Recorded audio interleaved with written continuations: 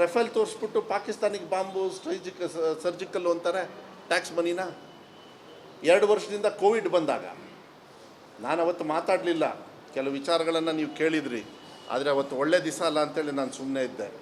ಯಾಕೆಂದರೆ ಒಂದು ಸಾವಾಗಿದೆ, ಸಾವಲ್ಲಿ ಹೋಗ್ಬಿಟ್ಟು ನಾನು ರಾಜಕಾರಣ ಮಾಡೋದಕ್ಕೆ ಹೋಗೋದಿಲ್ಲ. ಆದರೆ ಈ ದೇಶದ ಏನು ಕಾಯ್ತಕ್ಕಂಥ ಯೋಧರನ್ನ ತಗೊಳ್ಬೇಕಾಗಿತ್ತು, ಸೋಲ್ಜರ್. ನೀವು ಲೆಕ್ಕ ತಗೊಳ್ಳಿ, ನೋಡಿ ಅಲ್ಲಿ ಮಾತಾಡಿ, ಅಲ್ಲಿ ಹೊರಗಡೆ ಹೋಗೋಕೆ ಹೇಳಿ. ಈ ದೇಶವನ್ನು ಕಾಯ್ತಕ್ಕಂಥ 2 ವರ್ಷ ಯಾಕೆ ರಿಕ್ರೂಟ್ಮೆಂಟ್ ಮಾಡಿಲ್ಲ? ಅದನ್ನು ಪ್ರಶ್ನೆನ ನೀವು ಹಾಕಬೇಕಾಗುತ್ತೆ, ಮಾಧ್ಯಮದವ್ರು ತಿಳ್ಕೊಳ್ಳಿ. ಯಾಕೆಂದರೆ ನನ್ನನ್ನು ಕಾಯೋದು ಒಂದೇ ಅಲ್ಲ, ನರೇಂದ್ರ ಮೋದಿ ಅವ್ರನ್ನ ಕಾಯೋದಲ್ಲ, ನಿಮ್ಮನ್ನು ನಿಮ್ಮ ಮಕ್ಕಳನ್ನು ಕಾಯೋದು ಇದೇ ಯೋಧರು. 2 ವರ್ಷ ರಿಕ್ರೂಟ್ಮೆಂಟ್ ಮಾಡಿಲ್ಲ ರೀ. ಅದಕ್ಕೆ ಅಲ್ಲಿ ಹೋದಾಗ 2 ತಾಸು ಆದಮೇಲೆ ನಿಮಗೆ ಸೋಲ್ಜರ್ಸ್ ಬಂದಿರೋದು. ಅಂಥ ಸೆನ್ಸಿಟಿವ್ ಏರಿಯಾದಲ್ಲಿ ಆರ್ಟಿಕಲ್ 370 ತೆಗೆದ್ರು, ಸೆನ್ಸಿಟಿವಿಟಿ ಇರುತ್ತೆ. ನನಗೆ ಬಂದಿರೋ ಮಾಹಿತಿ ನಿನ್ನೆ ನಾನು ಮಾಧ್ಯಮದ ಮೂಲಕನೇ, ಏನೋ ಮುಂಚೆ ಒಂಥರ ಇತ್ತಂತೆ, ಅಂದರೆ ನಂಗೆ ಗೊತ್ತಿಲ್ಲ, ಏನೋ ಇಂಟೆಲಿಜೆನ್ಸ್ ರಿಪೋರ್ಟ್ ಇತ್ತು, ಇಂಟೆಲಿಜೆನ್ಸ್ ಲ್ಯಾಬ್ಸ್ ಆಯಿತಾ ಅಂಥೇಳಿ ಒಂದು ಮಾಧ್ಯಮದಲ್ಲಿ, ನಾನು ನ್ಯಾಷನಲ್ ಮಾಧ್ಯಮದಲ್ಲಿ ನೋಡಿದ್ದೀನಿ. ಅದು ಆಯಿತೋ ಇಲ್ಲೋ, ನಾನಂತೂ ಅದನ್ನು ಚರ್ಚೆನೂ ಜಾಸ್ತಿ ಮಾಡೋದಕ್ಕೆ ಹೋಗೋದಿಲ್ಲ. ಆದರೆ ಒಂದು ತಿಳ್ಕೊಳ್ಬೇಕಾಗತ್ತೆ, ನೀವು ಯೋಧರನ್ನು ರಿಕ್ರೂಟ್ಮೆಂಟೇ ಮಾಡಲಿಲ್ಲ ಅಂದರೆ ಹಂಗಾರೆ ಯಾರು ಕಾಯ್ತಾರೆ ನಿಮಗೆ ದೇಶನ? ಬಂಗಾರಪ್ಪಾಜಿಯವರು ಪುಕ್ಷಟೆ ಕರೆಂಟ್ ಕೊಟ್ಟರು ಅಂತ ಒಂದಿಷ್ಟು ಜನರು ಪುಕ್ಷಟೆ ಭಾಷಣ ಮಾಡಿದರು. ಆದರೆ ಇವತ್ತು ಫುಡ್ ಪ್ರೊಡಕ್ಷನ್ ಜಾಸ್ತಿ ಆಗಿದೆ ನಿಮ್ಮ ರಾಜ್ಯದಲ್ಲಿ. ರೈತರು ಒಂದು ಬೈಕು ಕಾರು ಹಿಡ್ಕೊಂಡು ಓಡಾಡ್ತಾ ಇದ್ದಾರೆ ಅಂತ ಹೇಳಿದರೆ, ನೀವು ಡೈರೆಕ್ಟಾಗಿ ಬೇರೆ ದುಡ್ಡು ಕೊಡೋ ಬದಲು ದುಡಿಯೋಂಥ ಕೈಗೆ ಭೂಮಕ್ಕನ ಏನು ಸನ್ಮಾನ್ಯ ದೇವರಾಜ್ ಅರಸು ಅವ್ರು ಕೊಟ್ಟರು, ಈ ಪುಕ್ಷಟೆ ಕರೆಂಟಿಂದನೇ ಇವತ್ತು ಆಳುಗಳಿಗೆ ಕೆಲಸ ಸಿಗ್ತಾ ಇದೆ, ಕಾಳುಗಳ ಬೆಳೆ ಜಾಸ್ತಿ ಆಗ್ತಾ ಇದೆ. ಖರ್ಚು ಎಷ್ಟು ಮಾಡಿದ್ವಿ ಇಂಪಾರ್ಟೆಂಟ್ ಅಲ್ಲ, ಅದರಿಂದ ಪ್ರೊಡಕ್ಷನ್ ಎಷ್ಟು ಮಾಡಿದ್ವಿ, ನಿಮ್ಮ ರಾಜ್ಯದಲ್ಲಿ ಹೆಂಗೆ ಬಂತು ಅಂಥೇಳಿ. ನಾನೆಲ್ಲ ಯಾಕೆ ಇದನ್ನು ನೆರೇಟ್ ಮಾಡ್ತಾಯಿದ್ದೀನಿ ಅಂದರೆ, ಕಾರ್ಯಕ್ರಮಗಳು ನಿಮಗೆ ಅನುಕೂಲ ಆದಾಗ ಅದನ್ನು ಉಳಿಸ್ಕೊಳ್ಬೇಕು. ರಫೇಲು ಮತ್ತು ಹಾಗೆ ಮೊನ್ನೆ ಎಲ್ಲ ಮೀಡಿಯಾದಲ್ಲಿ ನೋಡ್ಬಿಟ್ಟುವಪ್ಪ, ಏನು ಅಡ್ವಾನ್ಸ್ ಬುಕ್ಕಿಂಗು, ರಫೇಲ್ ಬಂದ್ಬಿಟ್ಟು ನಾಳೆ ಬಂದ್ಬಿಟ್ಟು ಅಲ್ಲಿ ಕಾಯ್ತಾ ಇದ್ದಾವಂತೆ, ಇಲ್ಲಿ ಕಾಯ್ತಾ ಇದ್ದಾವಂತೆ. ಅದು ಏನು ರೀ ಕಾಯ್ತಾ ಇರೋದು? ಏನು ಜನರನ್ನು ಮಳು ಮಾಡಬೇಕಂತ ಇದ್ದೀರಾ ಇನ್ನು ನೀವು? ಆಮೇಲೆ ಅದಕ್ಕೆ ಇವ್ರು ಟ್ವೀಟ್ ಮಾಡೋದು, BJP ಅವರು ಇಲ್ಲದೆ ಇರೋದನ್ನೆಲ್ಲ. ನಮ್ಮ ದೇಶದೊಳಗೆ ಎಲ್ಲರ ರಕ್ಷಣೆಯನ್ನು ಕೊಡೋದಕ್ಕೆ ಮಾನ್ಯ ಪ್ರಧಾನಮಂತ್ರಿಗಳು, ಮಹಾತ್ಮ ಗಾಂಧಿಯವರು ಇರ್ತಕ್ಕಂಥ ಜನ್ಮಿಸಿರ್ತಕ್ಕಂಥ ಒಂದು ದೇಶದೊಳಗೆ ಫಸ್ಟ್ ನೀವು ಪೀಸೇ ಹುಡುಕಬೇಕು, ಶಾಂತಿಯಿಂದನೇ ಮಾಡಬೇಕು. ಅದಾಗಲಿಲ್ಲ ಅಂದರೆ ಇಂದಿರಾ ಗಾಂಧಿ ಥರ ಹೋಗಿ ಏನು ಕೆಲಸ ಮಾಡಬೇಕೋ ಮಾಡಿ ಬರಬೇಕು. ಇಂದಿರಾ ಗಾಂಧಿ ಮಾಡಿದರು, ಕಾಂಗ್ರೆಸ್ ಪಕ್ಷ ಮಾಡಿದರು.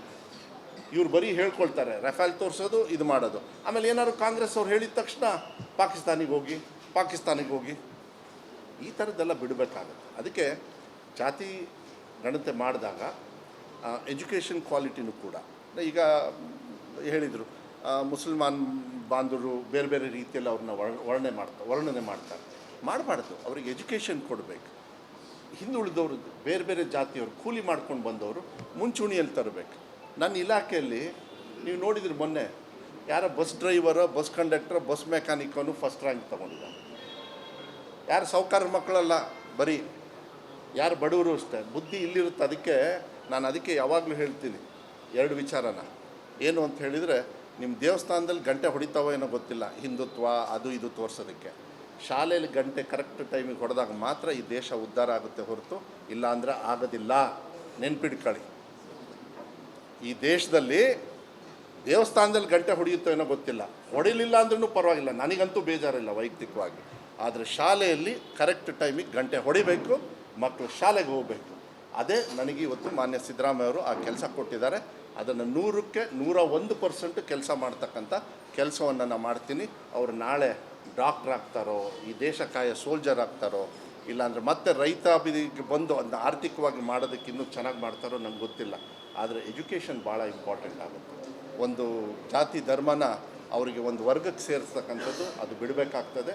ಜಾತಿ ಗಣತೆ ಅರ್ಥಪೂರ್ಣವಾಗಿ ಮಾಡೋದಕ್ಕೆ ನಾವು ಸ್ವಾಗತ ಮಾಡ್ತೀವಿ.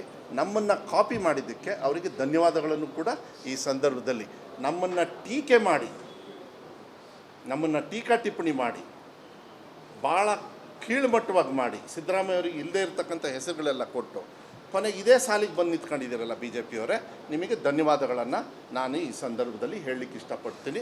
ಗ್ಯಾರಂಟಿಗಳನ್ನು ಕಾಪಿ ಹೊಡೆದ್ರಿ, ನೀವು ಕಾಪಿ ಹೊಡಿತೀರೋ ಬಿಡ್ತೀರೋ, ನಮ್ಮ ಕಾರ್ಯಕ್ರಮ ಒಳ್ಳೆಯದಾಗುತ್ತೆ ಅಂದರೆ ಯಾರಿಗಾದರೂ ನೀವು ಕಾಪಿ ಹೊಡೆದ್ರೆ ನೋ ಪ್ರಾಬ್ಲಮ್, ತಗೊಳ್ಳಿ.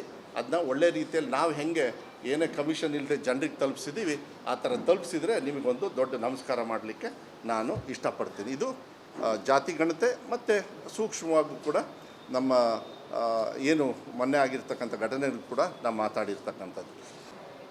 ರಫೇಲ್ ತೋರಿಸ್ಬಿಟ್ಟು ಪಾಕಿಸ್ತಾನಿಗೆ ಬಾಂಬು ಸರ್ಜಿಕಲ್ಲು ಅಂತಾರೆ, ಟ್ಯಾಕ್ಸ್ ಮನಿನ. 2 ವರ್ಷದಿಂದ ಕೋವಿಡ್ ಬಂದಾಗ ನಾನು ಅವತ್ತು ಮಾತಾಡಲಿಲ್ಲ, ಕೆಲವು ವಿಚಾರಗಳನ್ನು ನೀವು ಕೇಳಿದ್ರಿ, ಆದರೆ ಅವತ್ತು ಒಳ್ಳೆ ದಿವಸ ಅಲ್ಲ ಅಂತೇಳಿ ನಾನು ಸುಮ್ಮನೆ ಇದ್ದೆ.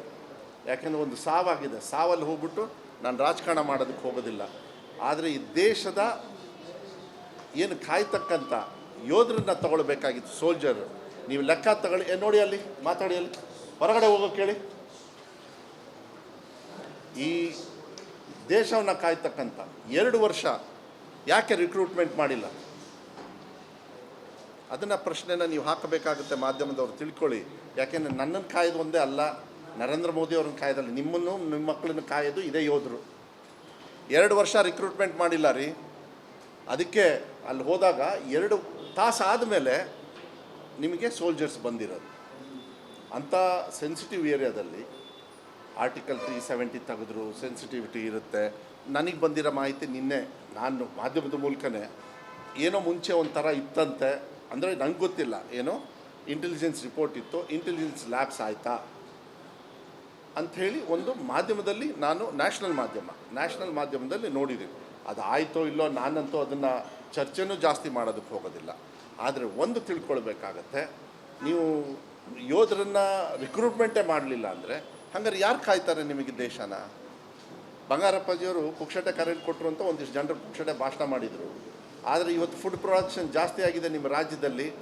ರೈತರು ಒಂದು ಬೈಕು ಕಾರು ಹಿಡ್ಕೊಂಡು ಓಡಾಡ್ತಾ ಇದ್ದಾರೆ ಅಂತ ಹೇಳಿದರೆ ನೀವು ಡೈರೆಕ್ಟಾಗಿ ಬೇರೆ ದುಡ್ಡು ಕೊಡೋ ಬದಲು ದುಡಿಯೋಂಥ ಕೈಗೆ ಭೂಮಕ್ಕನ್ನು ಏನು ಸನ್ಮಾನ್ಯ ದೇವರಾಜ ಅರಸು ಅವ್ರು ಕೊಟ್ಟರು, ಈ ಪುಕ್ಷಟೆ ಕರೆಂಟಿಂದನೇ ಇವತ್ತು ಆಳುಗಳಿಗೆ ಕೆಲಸ ಸಿಗ್ತಾ ಇದೆ, ಕಾಳುಗಳ ಬೆಳೆ ಜಾಸ್ತಿ ಆಗ್ತಾ ಇದೆ.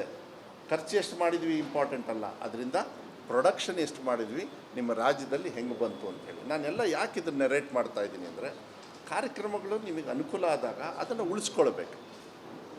ರಫೇಲು ಮತ್ತು ಹಾಗೆ ಮೊನ್ನೆ ಎಲ್ಲ ಮೀಡಿಯಾದಲ್ಲಿ ನೋಡ್ಬಿಟ್ಟುವಪ್ಪ, ಏನು ಅಡ್ವಾನ್ಸ್ ಬುಕ್ಕಿಂಗು, ರಫೇಲ್ ಬಂದ್ಬಿಟ್ಟು ನಾಳೆ ಬಂದ್ಬಿಟ್ಟು ಅಲ್ಲಿ ಕಾಯ್ತಾ ಇದ್ದಾವಂತೆ, ಇಲ್ಲಿ ಕಾಯ್ತಾ ಇದ್ದಾವಂತೆ. ಅದು ಏನು ರೀ ಕಾಯ್ತಾ ಇರೋದು? ಏನು ಜನರನ್ನು ಮಳು ಮಾಡಬೇಕಂತ ಇದ್ದೀರಾ ಇನ್ನು ನೀವು? ಆಮೇಲೆ ಅದಕ್ಕೆ ಇವ್ರು ಟ್ವೀಟ್ ಮಾಡೋದು BJP ಅವರು ಇಲ್ಲದೇ ಇರೋದನ್ನೆಲ್ಲ. ನಮ್ಮ ದೇಶದೊಳಗೆ ಎಲ್ಲರ ರಕ್ಷಣೆಯನ್ನು ಕೊಡೋದಕ್ಕೆ ಮಾನ್ಯ ಪ್ರಧಾನಮಂತ್ರಿಗಳು ಮಹಾತ್ಮ ಗಾಂಧಿಯವರು ಇರ್ತಕ್ಕಂಥ ಜನ್ಮಿಸಿರ್ತಕ್ಕಂಥ ಒಂದು ದೇಶದೊಳಗೆ ಫಸ್ಟ್ ನೀವು ಪೀಸೇ ಹುಡುಕಬೇಕು, ಶಾಂತಿಯಿಂದನೇ ಮಾಡಬೇಕು. ಅದಾಗಲಿಲ್ಲ ಅಂದರೆ ಇಂದಿರಾ ಗಾಂಧಿ ಥರ ಹೋಗಿ ಏನು ಕೆಲಸ ಮಾಡಬೇಕೋ ಮಾಡಿ ಬರಬೇಕು. ಇಂದಿರಾ ಗಾಂಧಿ ಮಾಡಿದರು, ಕಾಂಗ್ರೆಸ್ ಪಕ್ಷ ಮಾಡಿದರು. ಇವ್ರು ಬರೀ ಹೇಳ್ಕೊಳ್ತಾರೆ, ರಫೇಲ್ ತೋರಿಸೋದು, ಇದು ಮಾಡೋದು. ಆಮೇಲೆ ಏನಾದ್ರು ಕಾಂಗ್ರೆಸ್ ಅವ್ರು ಹೇಳಿದ ತಕ್ಷಣ ಪಾಕಿಸ್ತಾನಿಗೆ ಹೋಗಿ ಈ ಥರದ್ದೆಲ್ಲ ಬಿಡಬೇಕಾಗುತ್ತೆ. ಅದಕ್ಕೆ ಜಾತಿ ಗಣತೆ ಮಾಡಿದಾಗ ಎಜುಕೇಷನ್ ಕ್ವಾಲಿಟಿನೂ ಕೂಡ, ಈಗ ಹೇಳಿದರು ಮುಸಲ್ಮಾನ್ ಬಾಂಧವರು ಬೇರೆ ಬೇರೆ ರೀತಿಯಲ್ಲಿ ಅವ್ರನ್ನ ವರ್ಣನೆ ಮಾಡ್ತಾರೆ. ಮಾಡಬಾರ್ದು, ಅವ್ರಿಗೆ ಎಜುಕೇಷನ್ ಕೊಡಬೇಕು. ಹಿಂದುಳಿದವರು, ಬೇರೆ ಬೇರೆ ಜಾತಿಯವರು, ಕೂಲಿ ಮಾಡ್ಕೊಂಡು ಬಂದವರು ಮುಂಚೂಣಿಯಲ್ಲಿ ತರಬೇಕು. ನನ್ನ ಇಲಾಖೆಯಲ್ಲಿ ನೀವು ನೋಡಿದ್ರಿ, ಮೊನ್ನೆ ಯಾರೋ ಬಸ್ ಡ್ರೈವರೋ, ಬಸ್ ಕಂಡಕ್ಟ್ರೋ, ಬಸ್ ಮೆಕ್ಯಾನಿಕನು ಫಸ್ಟ್ ರ್ಯಾಂಕ್ ತೊಗೊಂಡಿದ್ದಾರೆ. ಯಾರು ಸಾಹುಕಾರ ಮಕ್ಕಳಲ್ಲ, ಬರೀ ಯಾರು ಬಡವರು ಅಷ್ಟೇ. ಬುದ್ಧಿ ಇಲ್ಲಿರುತ್ತೆ. ಅದಕ್ಕೆ ಯಾವಾಗಲೂ ಹೇಳ್ತೀನಿ 2 ವಿಚಾರನ. ಏನು ಅಂತ ಹೇಳಿದರೆ, ನಿಮ್ಮ ದೇವಸ್ಥಾನದಲ್ಲಿ ಗಂಟೆ ಹೊಡಿತಾವೋ ಏನೋ ಗೊತ್ತಿಲ್ಲ, ಹಿಂದುತ್ವ ಅದು ಇದು ತೋರಿಸೋದಕ್ಕೆ. ಶಾಲೆಯಲ್ಲಿ ಗಂಟೆ ಕರೆಕ್ಟ್ ಟೈಮಿಗೆ ಹೊಡೆದಾಗ ಮಾತ್ರ ಈ ದೇಶ ಉದ್ಧಾರ ಆಗುತ್ತೆ, ಹೊರತು ಇಲ್ಲ ಅಂದರೆ ಆಗೋದಿಲ್ಲ. ನೆನ್ಪಿಟ್ಕೊಳ್ಳಿ, ಈ ದೇಶದಲ್ಲಿ ದೇವಸ್ಥಾನದಲ್ಲಿ ಗಂಟೆ ಹೊಡೆಯುತ್ತೋ ಏನೋ ಗೊತ್ತಿಲ್ಲ, ಹೊಡಿಲಿಲ್ಲ ಅಂದ್ರೂ ಪರವಾಗಿಲ್ಲ, ನನಗಂತೂ ಬೇಜಾರಿಲ್ಲ ವೈಯಕ್ತಿಕವಾಗಿ. ಆದರೆ ಶಾಲೆಯಲ್ಲಿ ಕರೆಕ್ಟ್ ಟೈಮಿಗೆ ಗಂಟೆ ಹೊಡಿಬೇಕು, ಮಕ್ಕಳು ಶಾಲೆಗೆ ಹೋಗಬೇಕು. ಅದೇ ನನಗೆ ಇವತ್ತು ಮಾನ್ಯ ಸಿದ್ದರಾಮಯ್ಯವರು ಆ ಕೆಲಸ ಕೊಟ್ಟಿದ್ದಾರೆ. ಅದನ್ನು 100ಕ್ಕೆ 101% ಕೆಲಸ ಮಾಡ್ತಕ್ಕಂಥ ಕೆಲಸವನ್ನು ನಾನು ಮಾಡ್ತೀನಿ. ಅವರು ನಾಳೆ ಡಾಕ್ಟ್ರ್ ಆಗ್ತಾರೋ, ಈ ದೇಶ ಕಾಯ ಸೋಲ್ಜರ್ ಆಗ್ತಾರೋ, ಇಲ್ಲಾಂದರೆ ಮತ್ತೆ ರೈತ ಬಂದು ಅದನ್ನ ಆರ್ಥಿಕವಾಗಿ ಮಾಡೋದಕ್ಕೆ ಇನ್ನೂ ಚೆನ್ನಾಗಿ ಮಾಡ್ತಾರೋ ನನಗೆ ಗೊತ್ತಿಲ್ಲ. ಆದರೆ ಎಜುಕೇಷನ್ ಭಾಳ ಇಂಪಾರ್ಟೆಂಟ್ ಆಗುತ್ತೆ. ಒಂದು ಜಾತಿ ಧರ್ಮನ ಅವರಿಗೆ ಒಂದು ವರ್ಗಕ್ಕೆ ಸೇರಿಸ್ತಕ್ಕಂಥದ್ದು ಅದು ಬಿಡಬೇಕಾಗ್ತದೆ. ಜಾತಿ ಗಣತೆ ಅರ್ಥಪೂರ್ಣವಾಗಿ ಮಾಡೋದಕ್ಕೆ ನಾವು ಸ್ವಾಗತ ಮಾಡ್ತೀವಿ.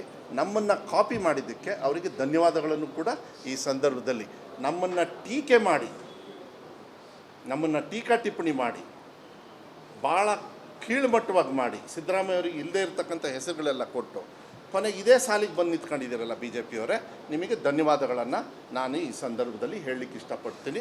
ಗ್ಯಾರಂಟಿಗಳನ್ನು ಕಾಪಿ ಹೊಡೆದ್ರಿ, ನೀವು ಕಾಪಿ ಹೊಡಿತೀರೋ ಬಿಡ್ತೀರೋ, ನಮ್ಮ ಕಾರ್ಯಕ್ರಮ ಒಳ್ಳೆಯದಾಗುತ್ತೆ ಅಂದರೆ ಯಾರಿಗಾದರೂ ನೀವು ಕಾಪಿ ಹೊಡೆದ್ರೆ ನೋ ಪ್ರಾಬ್ಲಮ್, ತಗೊಳ್ಳಿ. ಅದನ್ನ ಒಳ್ಳೆ ರೀತಿಯಲ್ಲಿ ನಾವು ಹೆಂಗೆ ಏನೇ ಕಮಿಷನ್ ಇಲ್ಲದೆ ಜನರಿಗೆ ತಲುಪಿಸಿದ್ದೀವಿ ಆ ಥರ ತಲುಪಿಸಿದರೆ ನಿಮಗೊಂದು ದೊಡ್ಡ ನಮಸ್ಕಾರ ಮಾಡಲಿಕ್ಕೆ ನಾನು ಇಷ್ಟಪಡ್ತೀನಿ. ಇದು ಜಾತಿ ಗಣತೆ ಮತ್ತು ಸೂಕ್ಷ್ಮವಾಗಿ ಕೂಡ ನಮ್ಮ ಏನು ಮೊನ್ನೆ ಆಗಿರ್ತಕ್ಕಂಥ ಘಟನೆಗಳು ಕೂಡ ನಾವು ಮಾತಾಡಿರ್ತಕ್ಕಂಥದ್ದು.